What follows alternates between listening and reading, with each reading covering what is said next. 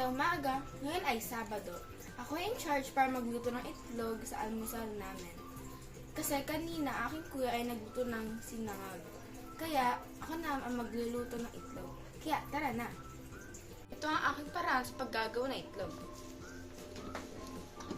Ito ay binili namin sa palengke kahapon. At saka pala, alam niyo ba na niluto ito ng aking kuya? Medyo mainit-init pa.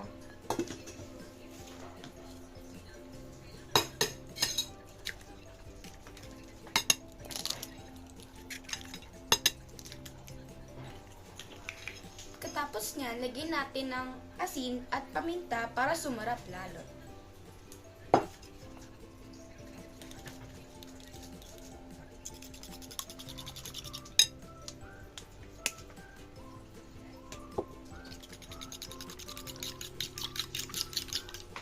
Lalagyan ko rin siya ng tuna para mas lalong sumarap.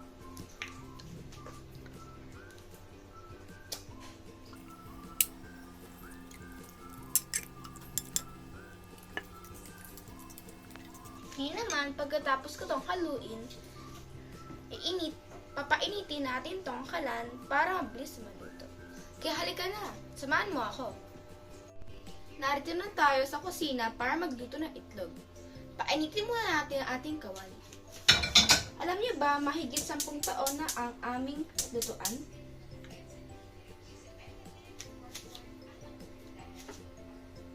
Ngayon naman, maglagay tayo ng herbs para sa ating itlog. Ito ay, ang herb na to ay pampalasa at pampabango sa amin. Nilalagay ko to sa aking kamay para hindi masobrahan ang paglagay.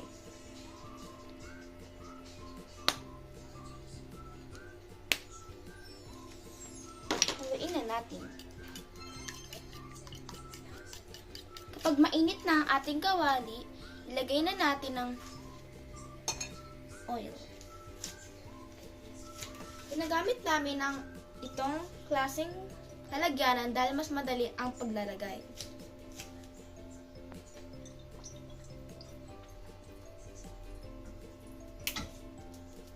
Kapag mainit na ang oil, lagay na natin ang itlog.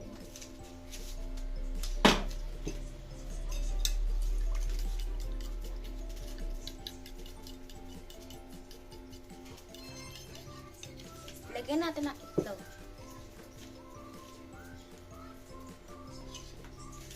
Dahan-dahan natin ilagay ang itlog para hindi tumalsik ang mantika.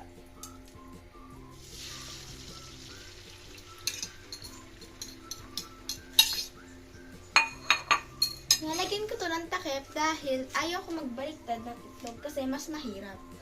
Para rin maluto ang itaas. Ngayon naman, balikan natin ito ng ilang minuto.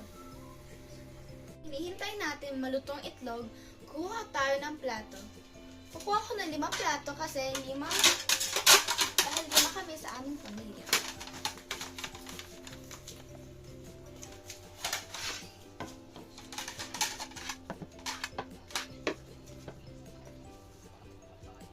Tapos ng ilang minuto, tingnan natin kung anong itsura ng itlog. At saka pala, meron kaming tirang pagkain kahapon. Kaya initin ko na rin.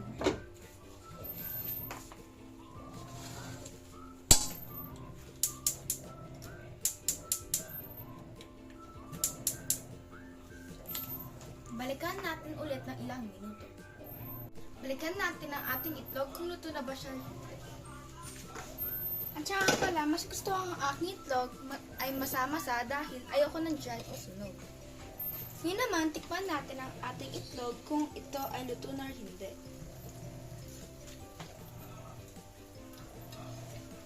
Sarap! Luto na to at pwede lang ihain. Ngayon naman, maya-maya, ilalagay na natin ang ating chicken na ihahain.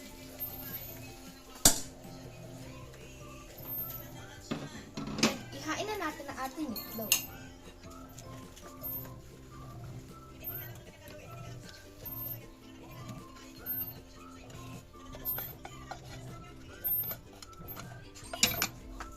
na to para sa aming ulam. Lagyan natin to sa lamesa.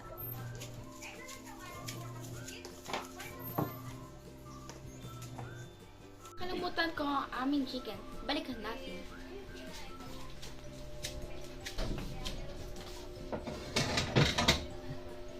Dahan-dahan natin ilagay sa lamesa.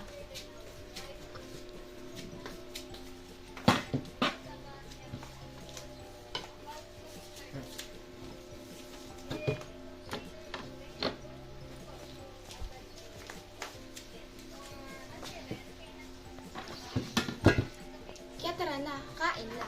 Happy eating, paalam! Alam, kakain na kami. Gutom na.